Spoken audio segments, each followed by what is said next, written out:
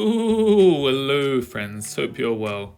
This friendly little guy you see in front of you is the Lord Executioner from Age of Sigmar. He's a pretty cool fella, but I've been putting off painting him for a long time because I'm scared I'll ruin him, as he's got a lot of flowing, unbordered sections which I'm usually not great at painting. But it is time, I fear no more. The urge is upon me and I am ready to paint. I cannot guarantee he will look good, but he will be finished. Oh, and also I have these random bits of Age of Sigmar scenery laying around too, so I'll probably use some of these and maybe make a little mini diorama display thing for him. Let's do it. So first off, I'll get him primed quickly, and if you're also hoping to achieve a horrible textured priming like I have here, just be sure to prime your mini in the middle of the night in your garden where you can't actually see anything, and hope for the best. Yeah, probably best to strip this paint and re-prime it, but I have a strong feeling I'll end up making it even worse, so I'll just pretend it's part of its ghostly, apparitional appearance and try to stop crying about it. Now, I wasn't sure what kind of colour scheme I wanted exactly, but I did know I wanted a nice vibrant colour for this bottom flowing robe part. I chose Evil Sun Scarlet for this, as it's pretty bright and pretty bold, and also because my red paints don't see as much action as they'd like, so I thought I'd treat them and let them loose for once. And to be fair, as soon as it went on the mini, it just felt right. Like when you're dying to go number 2 and your butt hits the seat of your own toilet, amazing. But I digress. Anyway, I used some corn red around the upper section to add a darker area, and then glazed between the two with some Wazdaka red in an attempt to blend them together into a smooth-ish transition. It took about 4 or 5 glazes to achieve this, and it actually looked pretty good overall. The top wasn't looking as dark as I'd hoped, so I glazed on some Druchii Violet to darken it down and also give it a very slight dark purple hue, which worked quite well over the red. Next up, I'm going to handle this guy's wood, so I whip out some brine oxide to base coat this big beam and his secret little shaft here. I also take this opportunity to base coat the various little nuts and bolts, metal fixings and the axe head in black before tickling on some gunmetal to give them a bit of a metallic sheen. All of that gets a slavering with some Nulnul to grunge it up a bit and make it more fitting of a gnarly old ghost. And while that dries, I base coat the rope and strappy bits with some Steel Legion drab. Agrak Surfshade goes onto the rope and straps to add some shadow into those tiny little recesses, while some Mournfang Brown is used to add the impression of wood grain onto the darker areas we painted a moment ago. Finally, I paint some Kala Stone onto the straps as a highlight, then use one of the smallest brushes I can find to pick out the fibrous little nodules on the rope.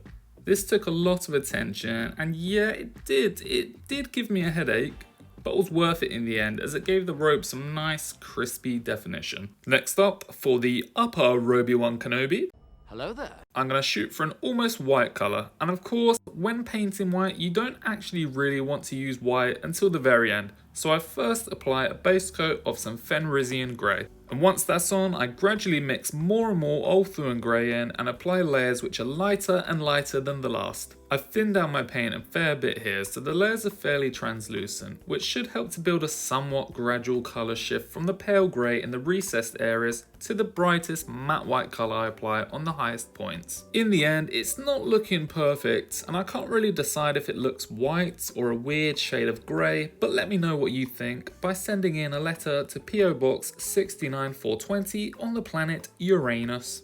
But now, we come to the magical plumage on the axe and the floating ghostly faces, which is where things start to get a little funky. I want these bits to look all magic and flowing, so I start by whacking down some Cyberite Green as a base coat. This already looks quite magical, but we can definitely do much better than that still. So I mix in a little bit of Moot Green here and start building up a nice spectrally glow by applying this to 80 to 90% of the previous coat's surface area. Some Flash Gits Yellow goes into our mixture, and then our mixture goes onto the miniature. I use this on less surface area than my last coat and focus mainly on the raised bits which might emit more of a glow.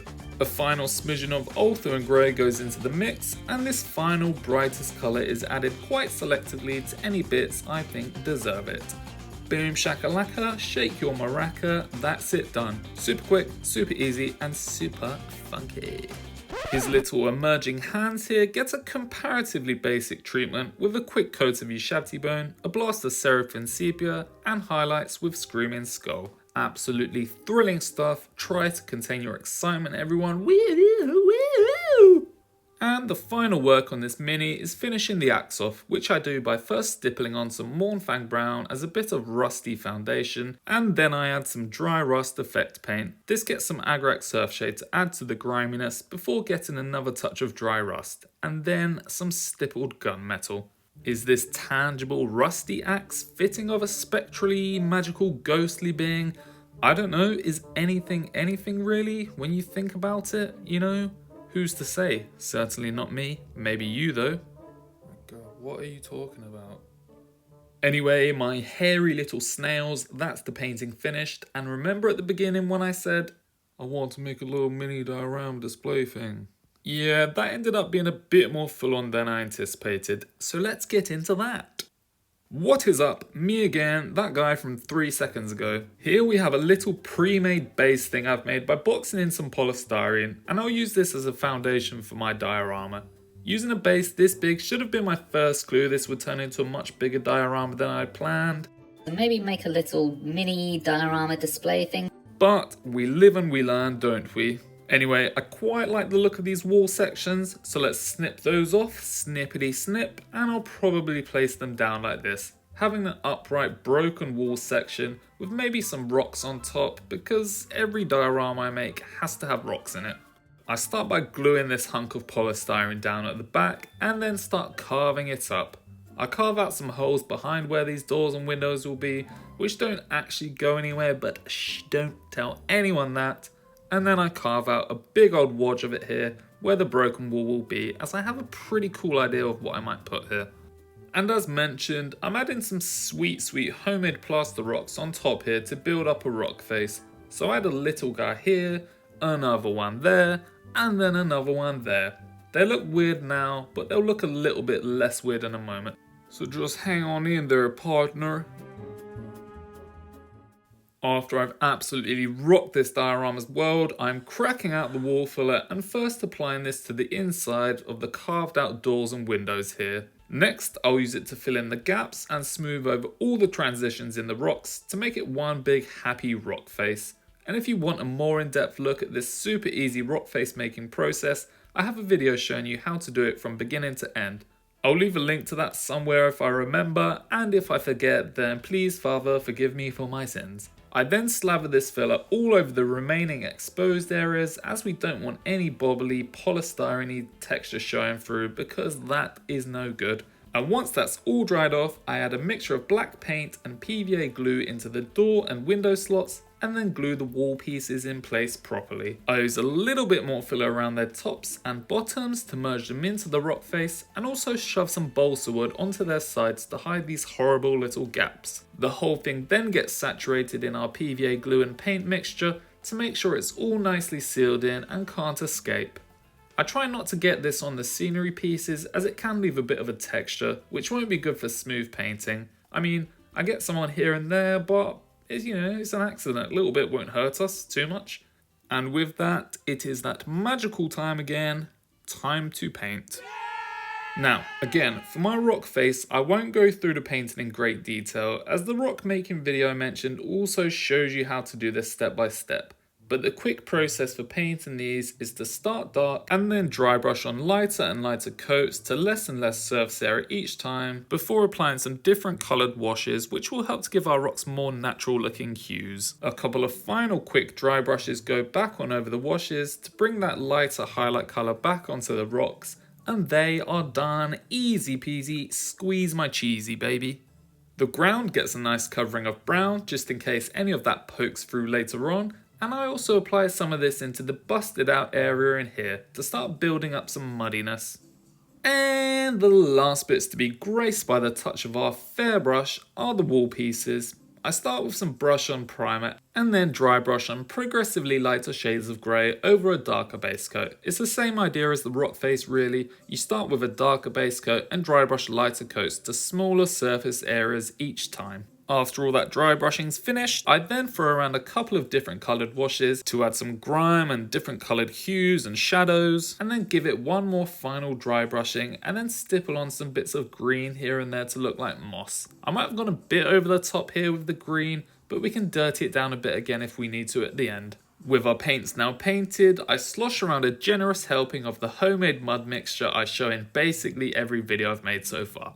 I cover the entire ground with this and also chuck it into this gap here. The majority of the mud on the ground will get covered up in the end, but it's much better to have this poking through than the weird painted ground we had a moment ago. Now, one of the last main things I wanted to do was add a bit of extra flavour and spiciness to this broken down section here. And when you're able to guess what I'm going to put here, I mean, probably yes if you saw the thumbnail. But either way, it's a tree. Woohoo! I'm making this using the technique I think I learned from Geek Gaming Scenics, using a bunch of floral wire which I twist up into a general tree shape and then add on hot glue all over to give it some structure. Once that's done, I apply some bark texture mixture I've made previously and then paint it up using a variety of dry brushing and washes until it looks, well, like a tree I suppose. Finally, I root this bad boy into the ground using some more hot glue and then use some mud mixture to cover up the gaps around the bottom. I wish it was that easy to cover the gaps around my bottom. What does that even mean? And at this point there's not much left to do now, you little parsnips. The end is clearly in sight, so to finish this baby off I soak it in watered down PVA glue and then add some mixed fine flock and basing mixture all over the place. I'm like a cat marking its territory right now. I'm taking my basing materials and just spraying them all over the place. Some flock goes here, a rock goes there, when I flock to a rock, everybody rock, flock, I don't know. This video is making it look quick, but it actually taken me quite a while to get to this point, and I was starting to feel a bit delirious. But I will soldier on, so while all that good stuff dries, I'll add some greenery to the tree using clump foliage, which I super glue on fairly sparingly. I then slather on some of my homemade moss mixture this time onto the rock face, the scenery walls, and whatever else needs it. As it's drying, I sprinkle on a little extra flock just to add some colour variation, and with that, I think we're done. The diorama is about 90% finished. I just want to paint the bottom black and add a few finishing touches, which I think I'm going to do off camera to give you fine folks something to look forward to.